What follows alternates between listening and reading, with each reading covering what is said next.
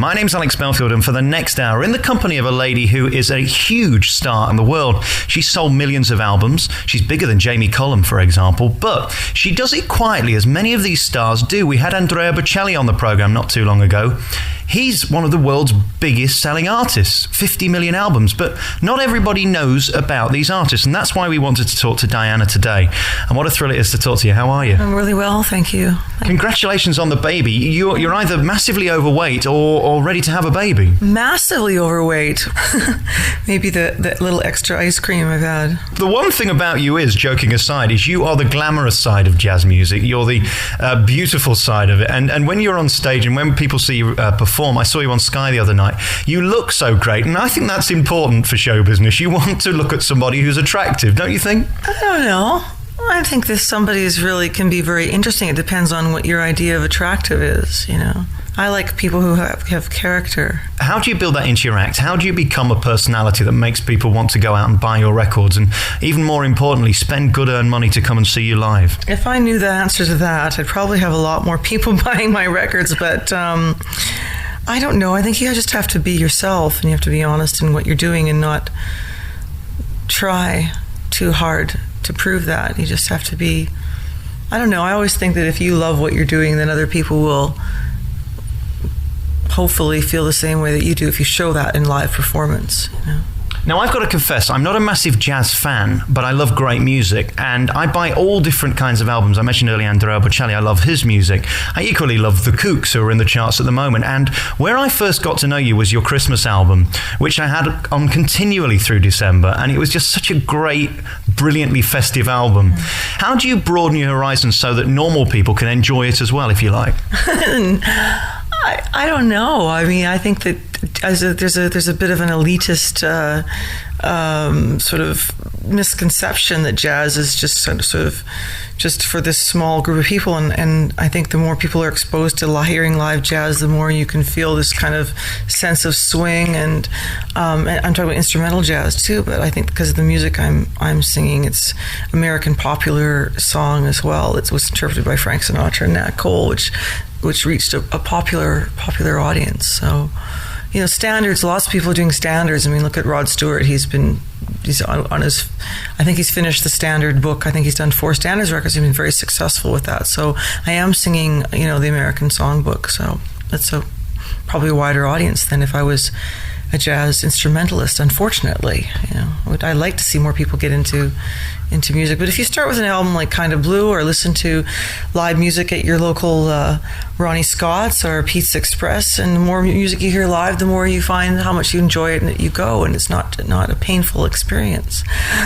I was at the Jazz at Pete's Express only a few weeks ago for a stag night. I heard a Romanian group, and we were all we didn't want the kind of riff-raffy Soho strip club kind of thing. We wanted something a bit nice than that, so we went to the Jazz Cafe, and these groups were interesting. Now, I'm a big fan of the piano. There's nothing I love more to hear someone play the piano well as you do yourself. And the guy on the piano was great.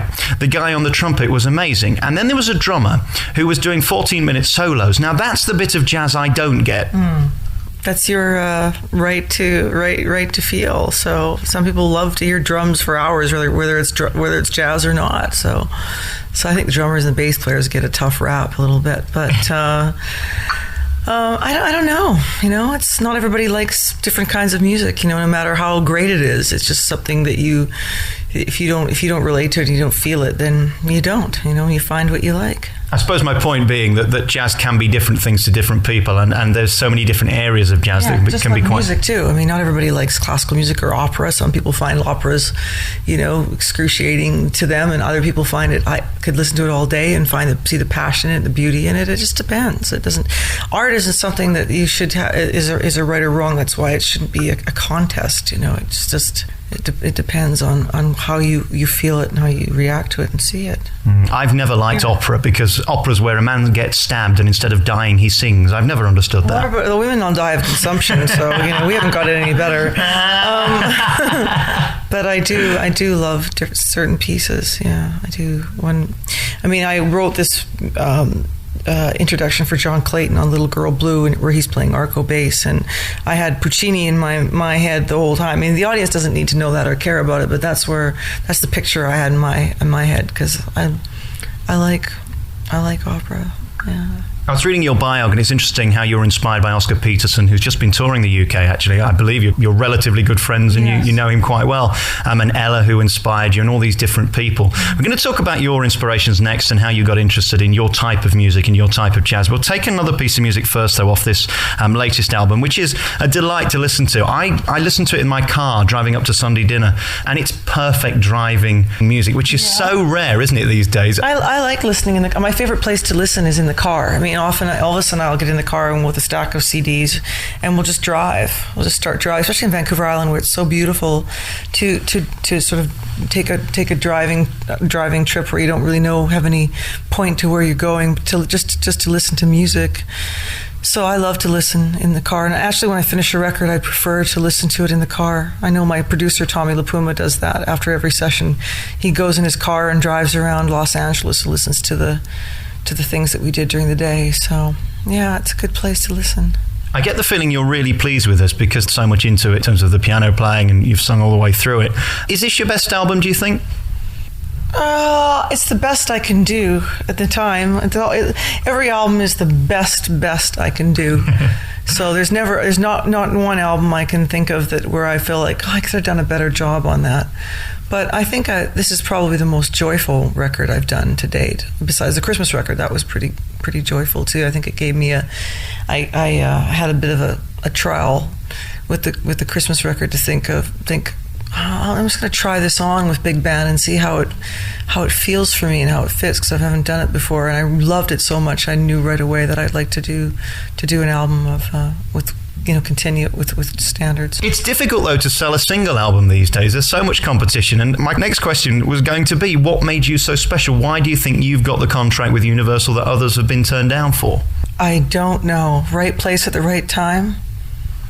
I started out with Universal with GRP Records and did a small record on my own that I produced myself, and with a Canadian company, and paid for myself basically to do a demo tape with John Clayton and Jeff Hamilton, who were my idols when I was that age, 26. And so I went into the studio and produced an album myself as professionally with the money that I had as possible, with the greatest musicians that I wanted to work with, and then shopped the demo around and got picked up by a Canadian company, and then was heard by playing in a jazz club by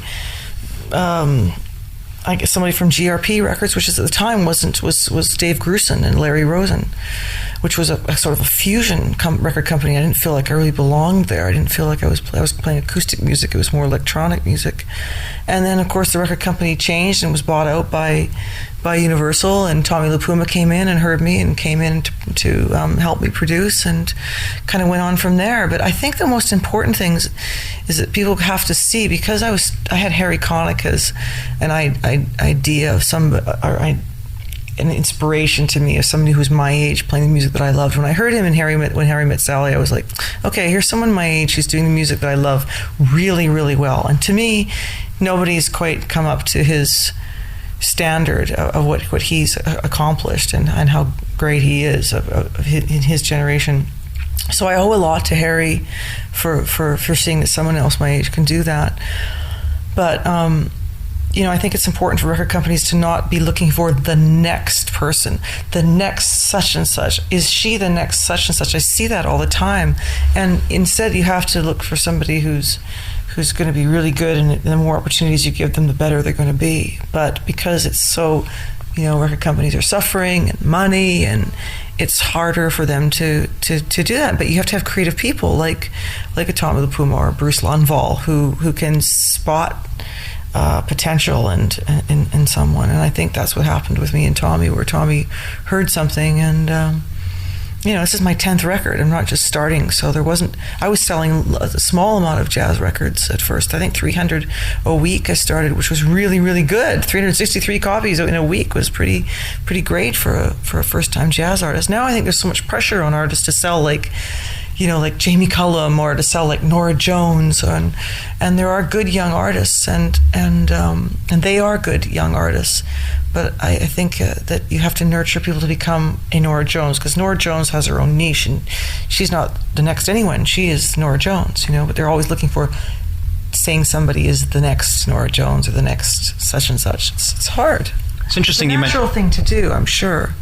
It's interesting you mentioned Harry Connick, because I was watching a program of his on Sky the other day, and his stage presence is just remarkable, and he's really crafted that Sinatra-esque feeling about his show. There you go again with Sinatra. I mean, it's a curse of male singers, of interpreters of popular song. They're always into Sinatra. I mean, it's Sinatra, and I think Harry sounds like himself. He's a great piano player. He's a really great piano player, but he does.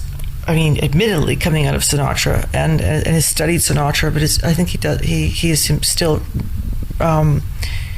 maintained his, kept his own identity. It's not unlike another favorite artist I like is Madeleine Peru, because the other side for the women, I think we always have the sort of comparisons to focus on Billie Holiday, where Madeleine obviously is coming out of Billie Holiday and influenced by Billie Holiday, but she sounds like herself. She's maintained her own identity, and interprets her own music in her own way. And the music, Leonard Cohen, I think she's really an interesting person, and I like her singing a lot. Did you ever consider becoming a pop star, a Britney Spears or anything? Was it always going to be proper music, if you like, not going for the popular sound? You don't want to tell somebody that they're not doing proper music. I mean, that's their idea of what they want to do. If you love something and you want to do it, then you go for that. But you don't. I've never tried to be anything that I'm not. I've soul searched and gone down different roads and tried to find different areas that I'm interested in, but I've always wanted to be a jazz musician. Yeah. The sound is so contemporary, and this album's so well made. I just love the opening to each numbers. I don't know, it raises the hairs on the back of the neck, and presumably that, as an artist, is what you're trying to achieve. Yeah, exactly. That's you have that goosebump effect that you're supposed to have, this kind of feeling. But I mean, if you succeed at that, but we're striving for pretty high standards. Listening to albums like Sinatra at the Sands is pretty humbling, and you think, I'll never achieve that, but I can dream, can't I?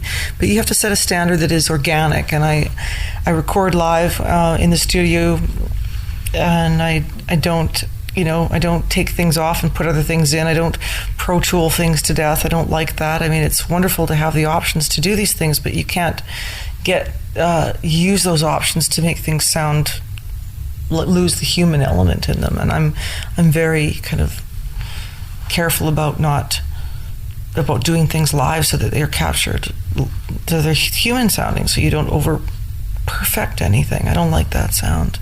You can tell when that's been done. One of my favorite tracks and one of the big goosebump records for me is Little Girl Blue, which is just so subtle and beautifully made. And your voice, just that natural singing that so few people can actually do. Presumably it's hard not to want to do the big Shirley Bassey over the top stuff and keep it in. I met Shirley Bassey at Royal Festival Hall. I'll never forget it, because I was still just starting out. I know it was opened for Ray Charles that evening, and she came into my dressing room, and it was 1999, and we were discussing what we're going to do for the millennium. And she said, "I'm going to be in bed with a glass of pink champagne and a tin of caviar." I just thought she was just like, wow. I'd met this amazing woman, and I like Shirley Bassey, but you have to be careful that you're yourself, and when you've got a bunch of musicians with like a big band, that you don't try to compete with them, that you stay yourself, and that you just be yourself. And the more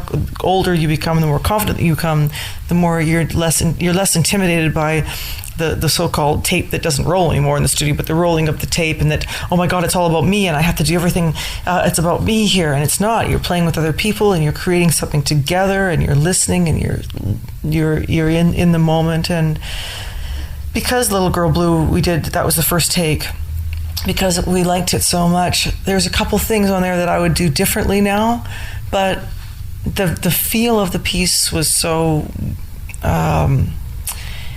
it was so nice that we decided to just keep the first take, because there was something magical about it. And when you start over trying to do something too hard, then you just kind of lose it. It just becomes not interesting anymore. And that's why there was no more than 3 takes on the quartet pieces.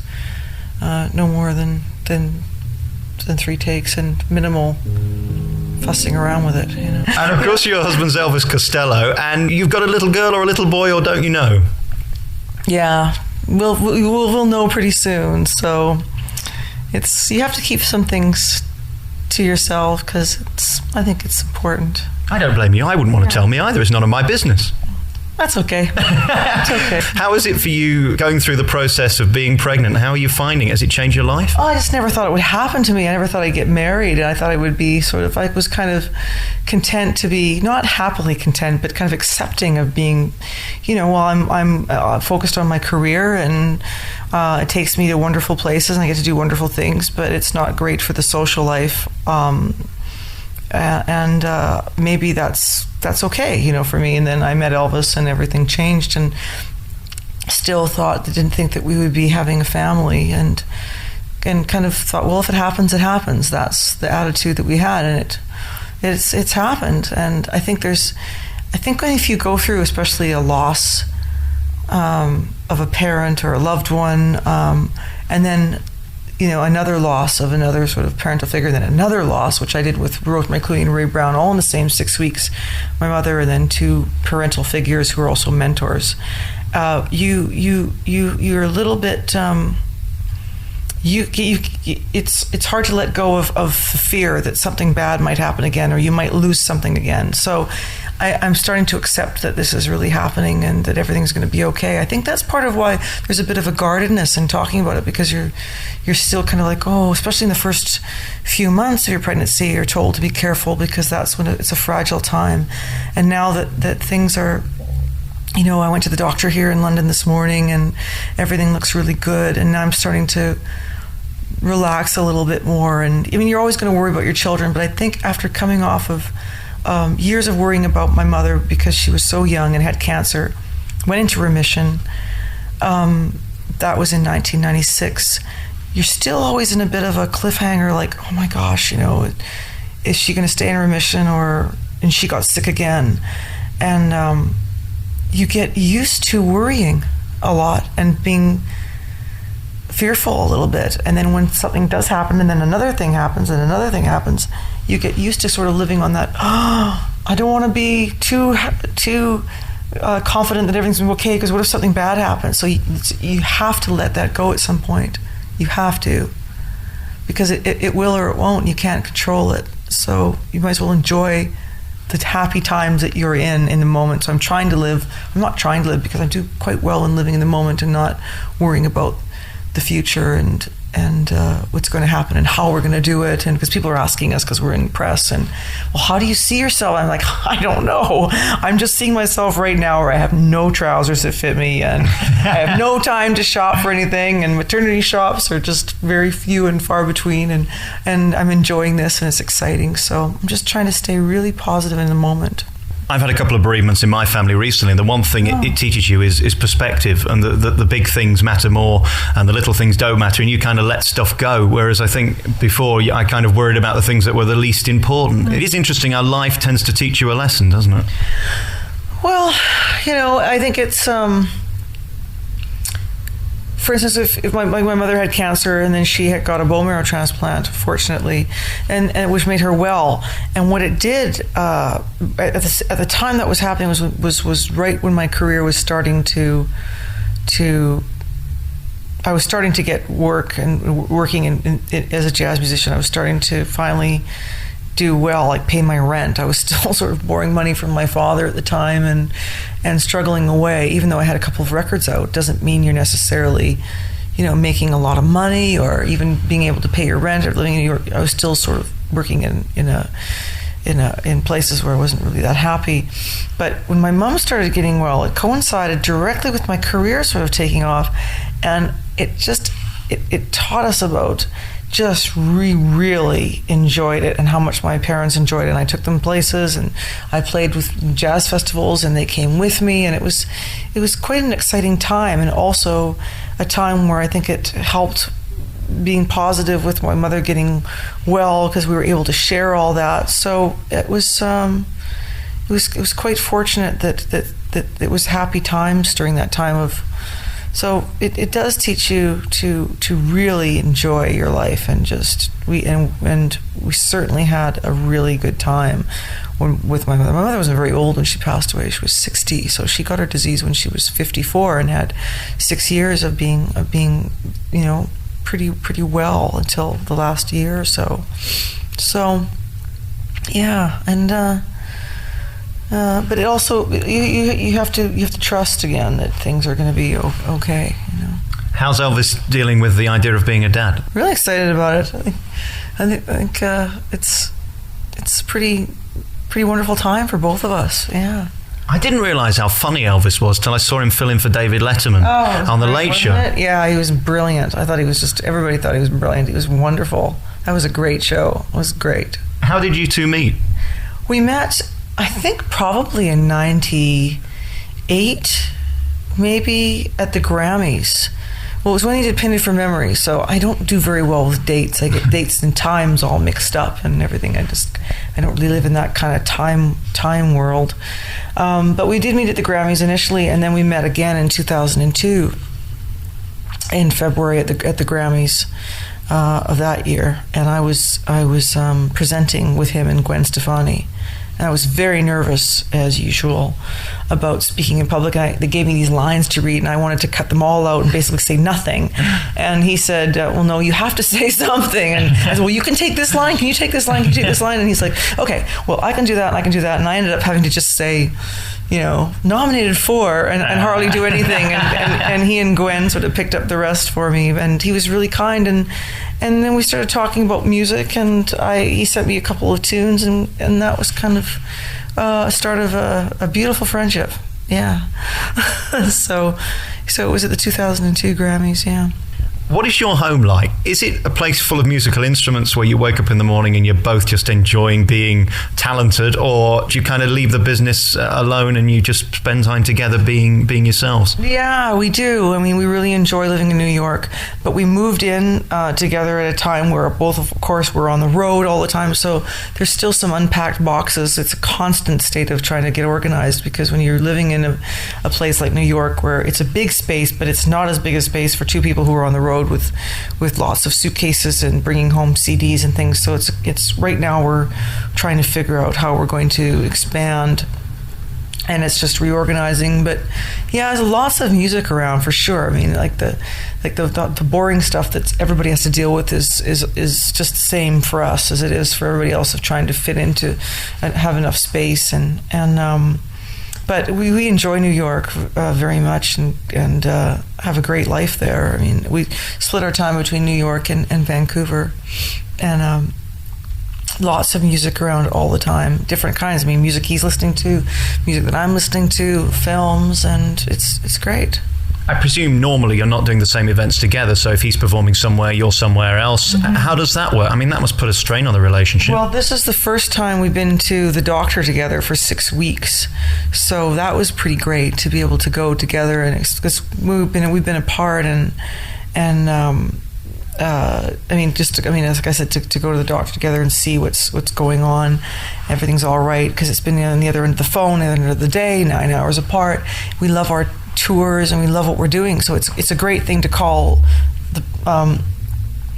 each other and like, how was your day, dear? And great, fantastic, I'm enjoying myself, and that makes things a lot easier when you're that far away than, I hate what I'm doing, I've lost the plot, why are we this far away, which sometimes happens. It's just so it happens to be the time where we're both loving what we're doing. He was working with Alan Toussaint, and that was a very successful tour in America, and I was over here doing European tours. But now that we're back together again, we've said 6 weeks is too long, never again. We're never doing that again. That's really hard. Okay, we're going to be back next with our remaining moments. We're going to take another song before we take the title track. Which one can we play that you'll enjoy listening to? Oh, I love Isn't This a Lovely Day? I love the arrangement of that, and that's one of those kind of arrangements where it was written, the night before. Like, I played a little bit on the piano for John while we were recording. At the end of a recording day, we're out for dinner, and John is sitting at the dinner table, John Clayton, writing the arrangement as we're having dinner, and probably finishing it at about 2:00 in the morning.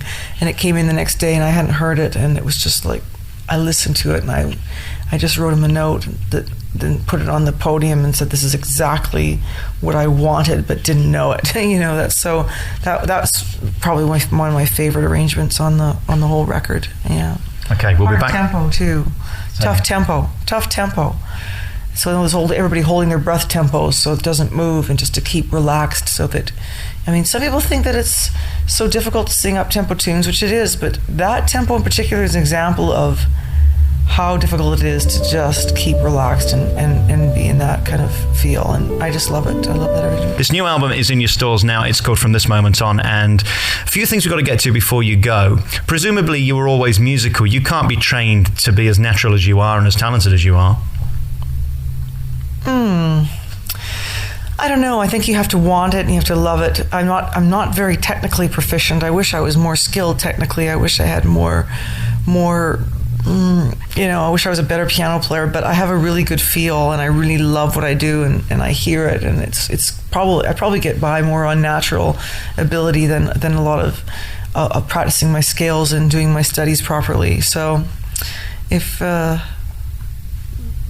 that's the way it is. I practice. I'll never sound like Oscar Peterson, but I have a good feel and a sense of time, and I enjoy what I'm doing. But isn't that the case with all the best? Surely the God-given talent is the thing that makes most people know. There's people who have it all, like Christian McBride, who of my generation, Benny Green. Christian McBride is probably the big example of someone who's just like got everything: feel, heart, natural, technical ability to express anything pretty much he wants. Ray Brown was like that. Oscar Peterson. A few people like John Coltrane, Charlie Parker. Then you have someone like Sarah Vaughan, who has almost like an operatic range of voice, and then someone like Billie Holiday, who doesn't have a big range but is all about soul and feel. Who cares? It's just like she's just moves you. And so there's lots of different artists who are great for different reasons and unique because of it, like Bob Dylan or other Joni Mitchell, who's just extraordinary. My favourite at the moment is Nina Simone. I just got her Best Of album again, and just the emotion she can put into the most simple of words is unbelievable. Yeah, a lot of people really love Nina Simone, and for good reason. She was a very complex person, and a very unique voice. Again, it depends on who you listen to, but it doesn't matter how technically proficient you are or skilled on your instrument. You have to have the ability to move people, otherwise it just sounds like you're doing exercises and it doesn't really do much. And again, like yourself, a brilliant pianist. She's just got the most amazing touch with the piano. Well, touch, but I wouldn't say I'm a brilliant pianist. I think I'm a pretty good piano player, but I play what's right for me. But you're not very good with compliments, are you? I'm a realist. I'll just tell you what I tell myself. I can't say yes, I'm fantastic. Yes, aren't I wonderful? I'm okay with compliments. I know I love what I do, and I'm pretty good at it, and I sound like myself. I come into my own place, I think, in what I'm doing. I'm very fortunate to have the opportunities in which to grow as an artist, but I have frustrations like everybody else, You've got a lot of skills. You write, you produce, you perform, you sing, you play the piano, you do live, you do CDs. Yeah. Which of it do you enjoy the most, or is it everything? Everything. Thank you for asking. Yeah, but live. I think the live performing that I've been doing the last month has been sort of life-changing for me, because it's where I've been feeling really, really, really good about what I'm doing, and I'm really happy in what I'm doing and playing with people that I'm playing with. That's a big thing. I think I've always been a bit more apologetic for it sometimes, and now I don't feel like that. I think I've accepted my limitations and accepted my strengths. And, I haven't stopped learning. I haven't stopped striving. I haven't stopped being frustrated with myself or happy with myself. I just think I'm a little more accepting of that, rather than feeling...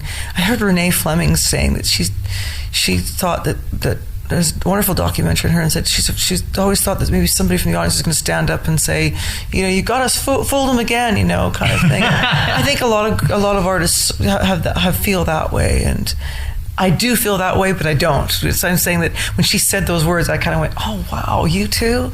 Oh great, So This baby, is it going to be a showbiz baby on the road with you in the van? Are you going to take 20 years off, or what's going to happen? I know. I think for the first, what I've heard from other people in my situation is that for the first 5 years, Audra McDonald, you know Audra McDonald? She's a great singer. And she said to me, well, you know, for the first 5 years, you can pretty much take them anywhere, and then they have to go to school, and then you have to decide, you know, where you're going to be, and they have to have structure. So I think I'll worry about that when the time comes. But as long as I can keep doing what I'm doing, and the child is happy and healthy, and I'm happy. But regardless of whether I had a child or not, I think I want to slow down, because it's just been so intense all the time for so long, like away for 300 days a year, and I haven't been home for 6 weeks, and that's too long. Because then when you go home, it's very difficult to feel like you have a home. It almost becomes easier to be in hotel rooms because there's just so much to deal with when you get home. Will we see you in Hello Magazine with Elvis and the baby? Oh, I don't know. I don't think I'm interesting enough to be in Hello Magazine. So you're being humble again. No, it's true. Whatever. I mean, if we are, you know, yeehaw. But I'd take the million. I'd do it. What do you mean? You mean for money? Yeah. Oh no. I wasn't even thinking of that. I just thought if they were interested in even taking our picture. I don't know. Well, I don't know. I don't think so. I don't think we're that kind of. It'll buy a nice nursery. Think of it that way. I think it's good that someone like Angelina Jolie and Brad Pitt have donated the money to charity and done that. But we're not them. We're not. I don't know. It's an uncomfortable question. Kind of weird. Congratulations on this new CD. It's called From This Moment On. In a moment, we'll take the title track. It's Diana Krall. It's the brand new CD. It's in your stores now. Good luck with the baby. Congratulations on everything. Yeah, really nice talking with you. Thanks for such a nice interview. I appreciate it. We're here today at Claridge's, and they do a thing called afternoon tea, which I'm going for now. Have you tried it? Of course. I love it. Got my cucumber sandwiches coming. Only cucumber sandwiches. That's my thing right now. Yeah. I'm telling you, for a New Yorker, there must be nothing better than paying $50 for a sandwich. Yeah, I know. It's crazy, isn't it? It's the experience, though. And if you go down there's a lovely pianist, and actually the piano player Joe Thompson, who plays in the evenings, we asked to play at our wedding because we loved him so much from here.